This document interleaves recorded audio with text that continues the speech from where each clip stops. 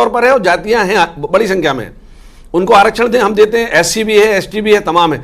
लेकिन मुसलमान जो है, इस्लाम जो है, इस्लाम की बुनियाद ही समानता पर है, उसमें कोई जाति नहीं है। लेकिन जब आप हिंदू समुदाय की या सनातन समुदाय की जातियों को का आधार बनाकर मुस्लिम्स को उन जातियों में शामिल करते हैं, तो आप संविधान सभा की, संविधान की मूल भावना से खिलवाड़ करते हैं। ये इसलिए वो मोदी जी ये मुद्दा उठा रहे हैं, क्योंकि आरक्षण का मुद्दा बहुत बड़ा है।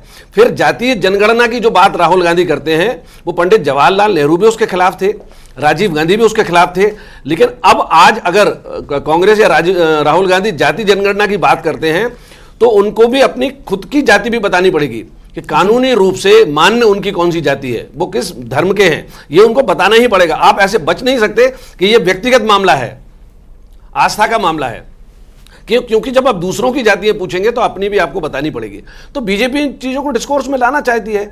भारतीय जनता पार्टी की पूरी ताकत, जनसंघ की पूरी ताकत या आरएसएस की पूरी ताकत या पूरी विचारधारा 1947 का जो बंटवारा था उसके खिलाफ थी और कांग्रेस ने उसका समर्थन किया था। अखंड भारत की बात करता है राष्ट्रीय स्वयंसेवक संघ और भाजपा भी करती है। तो 2024 के चुनाव में भी वो मुद्दे सतह पर आ गए हैं, जबकि चुनाव होना चाहिए किस मुद्दे पर कि पिछले 5 सालों में सरकार ने क्या किया और अगले 5 साल में सरकार क्या करेगी। और जो विपक्ष में दल है वो 5 साल की नाकामियां सरकार की गिनाए और अगली 5 साल की अपनी बात बताए, लेकिन उनको हिसाब तो पिछले सालों का भी देना ही पड़ेगा। अगर वो ये कहते हैं कि हम इन्होंने विकास नहीं कर दिया 10 साल में, हमने भी काम किया था, तो अगर आप पुराने विकास की बात करते हैं तो पुरानी जो गलतियां हैं उनके मुद्दे भी आपको उठाने पड़ेंगे। लेकिन भले वो राम मंदिर का मुद्दा हो, आरक्षण का मुद्दा हो, बीजेपी के घोषणा पत्र या उनके द्वारा जो जारी किया गया उनका मैनिफेस्टो है, उसे देखा जाए तो ये जो आप बात कर रहे हैं, मुझे लगता है बीजेपी ने तो इसे और आगे तक पहुंचा दिया, क्योंकि अब जो बीजेपी का घोषणा पत्र आया उसमें तो साफ है विकसित भारत 2047 तक की बात हो रही है। और इस बीच हम चर्चा जारी रखेंगे और एक अपडेट अपने दर्शकों को देते हैं 9 बजे तक मध्य प्रदेश में मतदान को लेकर। मैं लौटूंगा सर, आप तक एक अपडेट अपने दर्शकों तक दे दें और उसके बाद मैं फिर आपके पास आता हूं। अभी जो स्थिति है, खजुराहो में 13% के लगभग वोट हो गया, रीवा में भी 13% से ज्यादा वोट हो चुका है, सतना में भी और टीकमगढ़ में भी कमोबेश लगभग वही हालत है। कांकेर में 17.52% मतदान अब तक हो चुका है और 9 बजे तक की हम ये अपडेट दे रहे हैं रिनू। और अभी तक जो वोटिंग परसेंटेज है अपेक्षाकृत उतना तीव्र नहीं दिखाई दे रहा है, लेकिन उम्मीद है कि जैसे जैसे दिन चढ़ेगा या शाम होने तक ये परसेंटेज हम कवर कर पाए, क्योंकि पहले चरण में हमने बहुत कम वोटिंग परसेंटेज देखा था। बिल्कुल, और ये 9 बजे तक का अपडेट आपको दिया जा रहा है, जब वोटिंग प्रतिशत बता रहे हैं कांकेर में 17% से ज्यादा वोटिंग हो चुकी है और मध्य प्रदेश में कुल 13.82% मतदान हुआ है। छत्तीसगढ़ की बात करेंगे 15.52% मतदान यहां पर हुआ है। होशंगाबाद में 13% से ज्यादा मतदान हो चुका है, रीवा में 13 और खजुराहो में भी 13.44% मतदान हो चुका है।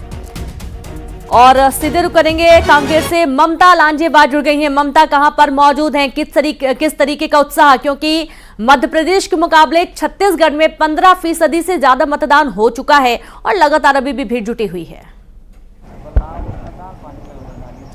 बिल्कुल, देखिए बोनेनार में इस वक्त मौजूद है और बहुत बेहद संवेदनशील जो इलाका है वो माना जाता है। यहाँ से थोड़ी दूर पर अगर आप देखेंगे तो लाल आतंक की तस्वीरें जो है वो भी साफ दिखाई देती हैं और आप यहाँ पर देखिए कि चप्पे चप्पे पर किस तरह से सुरक्षा जो कर्मी है वो यहाँ पर मौजूद हैं, जवान यहाँ पर मौजूद हैं। और जाहिर तौर पर ऐसे इलाके जो खासतौर पर संवेदनशील हैं और बेहद अगर हम बात करें तो अति संवेदनशील हैं, वहाँ पर देखिए कि किस तरीके से अपनी जान जोखिम में डाल करके वो ड्यूटी कर रहे हैं। और लोगों की अगर हम बात करें तो देखिए लंबी लंबी कतारें जो हैं यहाँ पर लगी हुई हैं और सबसे बड़ी बात यह है कि लोकतंत्र का सबसे बड़ा ये पर्व है और यहाँ पर जिस तरह की कतारें लगी हैं कहीं ना कहीं वो इस उत्साह को बताता है कि किस तरीके से ये लोग जागरूक हैं। हम शहरों में देखते हैं कि शहरों में लोग घरों से बाहर नहीं निकलते, जो बहुत पढ़े लिखे लोग हैं वो बाहर नहीं निकलते, उनके लिए जो तस्वीर है वो एक मिसाल की तरह है कि आप देखिए कि ऐसी जगह पर जहाँ पर लोग तमाम तरह की बुनियादी जरूरतों को लेकर रोज जूझते हैं, रोज संघर्ष करते हैं, लेकिन वहां पर इस लोकतंत्र के सबसे बड़े पर्व के लिए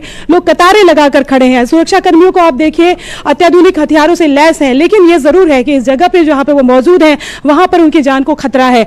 तमाम तरह के खतरे झेलते हुए, तमाम तरह के संघर्ष करते हुए भी इस लोकतंत्र के सबसे बड़े पर्व के लिए वो यहाँ पर तैनात है। तो अपने घरों से निकलिए, अपने कंफर्ट जोन से निकलिए और वोट करिए। न्यूज़ 18 की तरफ से हम आपको एक बार फिर से अपील करना चाहेंगे, लोगों से बात करना चाहेंगे। आप देखिए कितनी महिला वोटर्स जो है वो किस तरीके से जो है वो एक्टिव है, उनसे बात करते हैं। आप बताइए कि कितनी देर से आप लोग हैं यहाँ पे, कब ले आए हो दीदी? सुबह से बैठे हो यहाँ पे? हाँ। वोट दे पर आए हो? हाँ। कितने साल के हो?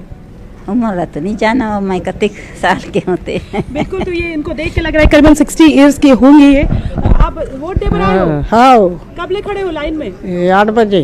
सुबह 8 बजे लाए हो? हाँ तो अभी तक नंबर नहीं है इसे? नहीं। अच्छा। अभी देबो ना वोट लम्बा राइस।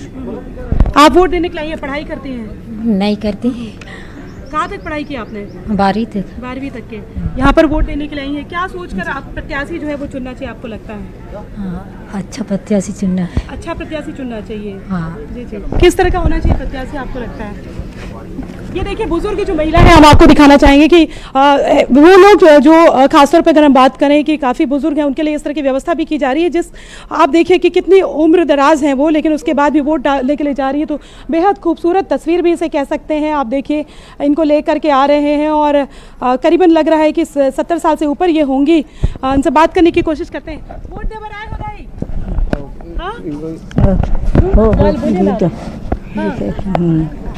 कितने साल के हैं? साल नहीं जाना है। नहीं जाना। ये कितने साल की होंगी? ये तो 80-85 साल के होंगे। 85 साल की है। और आप कितने दूर से आ रही है? ये अभी 7 किलोमीटर से।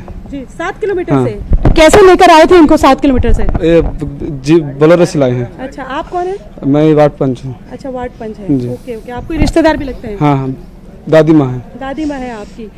तो ये देखिए कि उनका कहना है ये पोते जो है वो लेकर आए हैं और जाहिर तौर पर एक बड़ा कर्तव्य भी निभा रहे हैं, वोट दिलाने के लिए ला रहे हैं। आप इतनी दूर से क्यों लेकर आ रहे हैं इनको? इनको अभी तो वोट दिलवाना ही है, इसलिए इसका फर्ज बनवाने के लिए ला रहे हैं इधर। अच्छा, लेकर। फर्ज पूरा करवाने हाँ। के लिए ला रहे हैं। तो ये आपको लगता है कि ये बड़ा फर्ज है लोकतंत्र का? बड़ा ही फर्ज तो है, लोकतंत्र में भी लगेगा ही। जी जी। तो आप सोचिए कि इस तरह की शानदार तस्वीरें जो है, खूबसूरत तस्वीरें आप ये